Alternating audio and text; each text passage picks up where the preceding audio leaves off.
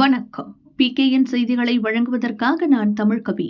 பெருநகர சென்னை மாநகராட்சி மண்டலம் 1 இன்று காலை 11 மணியளவில் வார்டு குழுவின் 35வது சாதாரண கூட்டம் மாமன்ற உறுப்பினர்கள் அரங்கத்தில் திருவொற்றியூர் மாநகராட்சி 1வது மண்டல குழு தலைவர் திரு திமு தனியரசு அவர்களின் தலைமையில் மாமன்ற உறுப்பினர்கள் கூட்டம் நடைபெற்றது.